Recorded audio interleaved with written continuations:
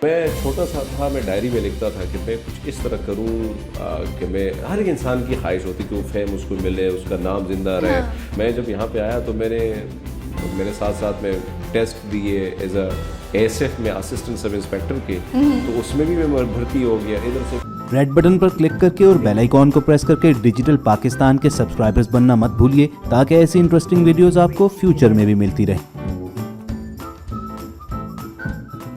अस्सलाम वालेकुम नाजरीन, डिजिटल पाकिस्तान के साथ मैं हूं आपकी होस्ट नवाल फयाज। नाजरीन, आज मौजूद हैं हम पाकिस्तान की तारीख के पहले न्यूज़ एंकर के साथ जो कि सिख हैं। आइए बात करते हैं उनसे और मज़ीद जानते हैं उनके बारे में। अस्सलाम वालेकुम सर, क्या हाल है आपका? वालेकुम सलाम, सत श्री अकाल। सर, सबसे पहले तो आप हमें ये बताएं कि आप पठान भी हैं और सरदार भी हैं, इसकी क्या लॉजिक है? ये कम्बिनेशन बड़ा प्यारा है। वैसे जब लोग सुनते हैं तो बड़ी हैरानी होती है। और मैं छोटा सा वाक़या आप इसके बारे में बताता चलूँ। मैं कराची में था जब पढ़ रहा था, तो टीचिंग मैं कर रहा था, तो मुझे अचानक इनविटेशन, एक लड़की थी बार बार इनविटेशन दे रही थी कि सर आपने खाना हमारे घर खाना है। अच्छा। मैं बड़ा खुश था कि यार स्टूडेंट के वालिद साहब इतने खुश हैं हमसे कि मैं इतना अच्छा पढ़ा रहा हूँ और मुझे खाने की दावत दे रहे हैं। तो मैं जब वहाँ पे चला गया तो वो खाना शाना खाया, तो उनके वालिद साहब ने बोला कि यार ऐसी कोई बात नहीं है।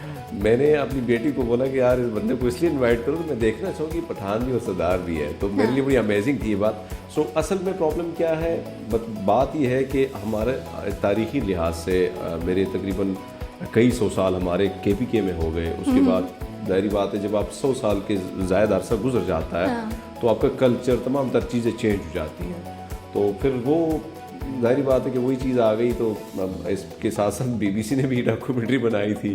कई सारे लोग बड़े हैरान होते हैं, लेकिन मैं समझता हूँ कि हमारे उस पटरी में काफ़ी सिख हैं जो कि पंजाब के लिए बड़ा, जब वो सुनते हैं बड़े हैरान होते हैं कि पश्तो में सिख बात कर रहा है। सो इनके लिए इसलिए हैरानी की बात है कि वो सिख के साथ पंजाबी जो है वो एक, इसमें कोई शक नहीं कि सिख पंजाबी ही होता है बेसिकली, लेकिन वो कल्चर, वो सारी चीज़ें इसलिए चेंज हो गई कि 200-300 सालों से आप वहाँ रहें तो जाहिर बात है कि फिर मामला सारे चेंज हो जाते हैं। तो बेसिकली मेरा ताल्लुक जो है इस तरह KPK के एक इलाके से है। अच्छा। तो जाहिर बात है कि सब कुछ तो कैसा फील करते हैं आप? सरदार भी हैं और पठान भी, कैसा लगता है आपको? अच्छा लगता है, क्योंकि आप लोग वैसे हम लोगों पे लतीफ़े बड़े बनाते हो, पठानों पे भी सरदारों पे भी। मैं जहाँ पे चला जाता हूँ की बात यही है कि हम लतीफ़े भी दोनों पे बनाते हैं और आप दोनों ही हैं। मैं दोनों, जब मैं कहीं भी चला जाऊं तो वहाँ पे लोग बड़े परेशान होते हैं कि अब किस पे लतीफ़ा, क्योंकि पठान भी सरदार भी तो चुप रहते हैं। तो ये एक फ़ायदा है। तो आपने अब तक जो सबसे फनी लतीफ़ा अपने ऊपर कौन सा सुना है, सरदार पे पठान पे? वैसे बहुत ज़्यादा है, मुझे ज़्यादा लतीफ़े जो है वो याद नहीं, लेकिन लोग बड़े बनाते हैं। और मैं समझता हूँ कि असल में प्रॉब्लम क्या है कि जो सिख हैं या पठान है, दिल के खुले डुले लोग होते हैं, बड़े जो है मेहमान नवाजी में, इन चीज़ों में बड़े उनकी वो है। और जाहिर बात है कि इसके पीछे भी एक बहुत बड़ा लॉजिक था कि अंग्रेज़ ने जब देखा कि यार यही दो कौमें लड़ रही हैं तो इनको किसी न किसी तरीके से अब डिमोरलाइज किया जाए, और वही हुआ। सो हकीकत में इससे कोई ताल्लुक नहीं है, बल्कि हम लोग बड़े खुले दिल के मालिक हैं, तो हर एक को बड़े प्यार से मोहब्बत से बुलाते हैं। तो यही वजह है कि शायद उन्हें उन चीज़ों को फ़न के साथ मिला दिया। बड़े अच्छी बात है कि लोग अगर हमारी वजह से हंसते हैं तो मैं समझता हूँ कि किसी का दिल नहीं दुखाना चाहिए, बल्कि कोई हंसता है, किसी के चेहरे पर मुस्कुराहटें आती हैं, तो मैं समझता हूँ ये इसमें कोई अर्ज की बात नहीं है। बिल्कुल ऐसे अमूमन हम जितने भी जोक सुनते हैं वो ज़्यादातर सरदारों पे ही होते हैं और बड़ी हंसी आती है उनको सुन के। आज जब मैं एक सरदार से मिली तो मुझे देख के लग रहा है कि मुझे हंसी ज़्यादा ना आए। अच्छा, मुझे ये बताएं, तुम पंजाबी भी बोल लेते हो? हाँ, पंजाबी भी गल कर लेना मैं, नाल हिंदू हो गई, पश्तो हो गई, नाल मलेशियन जी लैंग्वेज आ, तामिल भी मैंने थोड़ी बहुत आती है।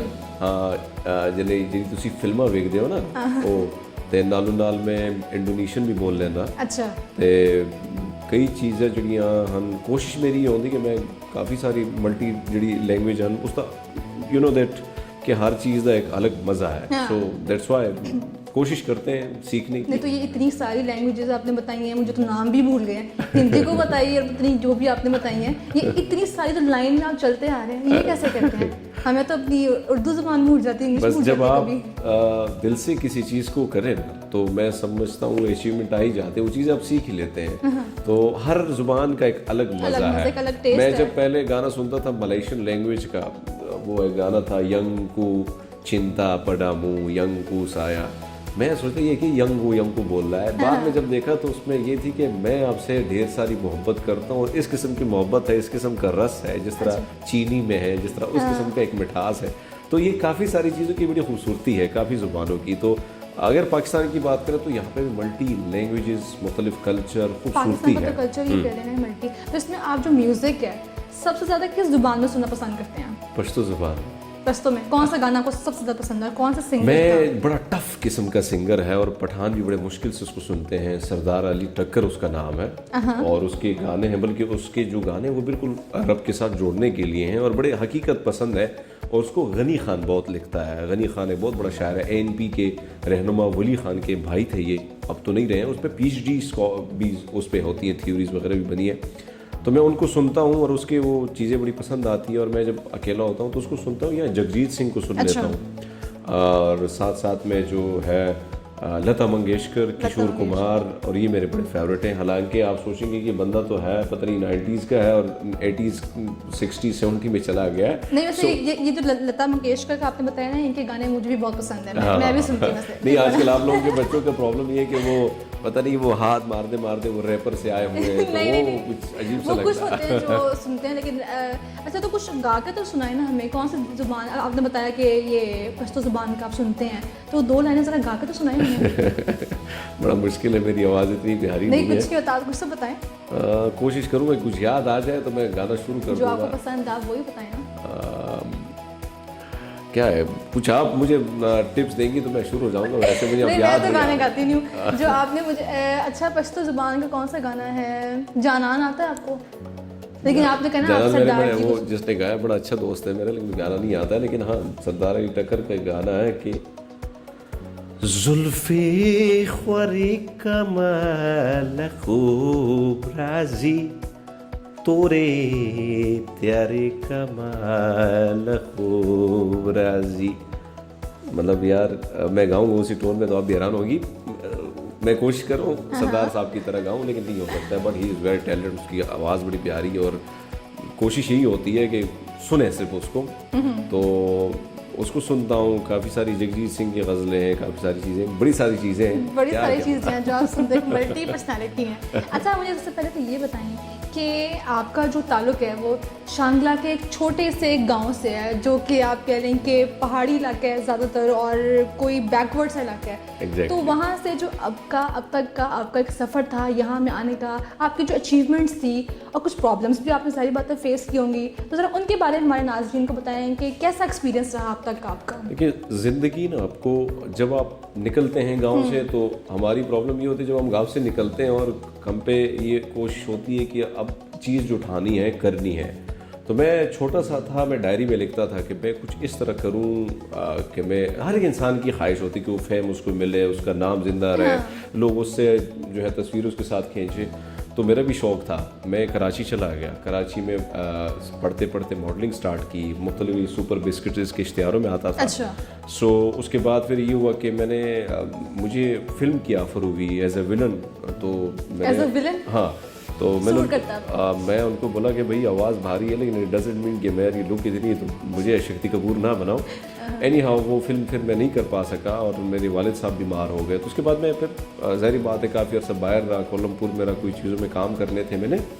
उसके बाद ज़ाहिर बात है कि मैं लिखता था सोशल मीडिया पे, तो वहाँ से हमारे एक दोस्त थे मोहम्मद शाइक, उसने मुझे कहा यार आप अच्छी लुक है, कभी पाकिस्तान आओ तो टीवी में भी ट्राई करो। मैं जब यहाँ पे आया तो मैंने मेरे साथ साथ में टेस्ट दिए एज अ ASF में असिस्टेंट सब इंस्पेक्टर के, तो उसमें भी मैं भर्ती हो गया। इधर से मीडिया में ऑडिशन दिया तो इनको मेरी आवाज़ पसंद आई और लुक भी पसंद आई, शायद अच्छी थी, तो मुझे रख लिया। लेकिन उस रखने के बाद ये था कि बड़ा मुश्किल था। उर्दू मुझे आती नहीं थी, पश्तो स्पीकर था पठानों की उर्दू, आपको उर्दू नहीं आती थी तब? नहीं, तो बड़ी प्रैक्टिस करनी पड़ी उसके लिए।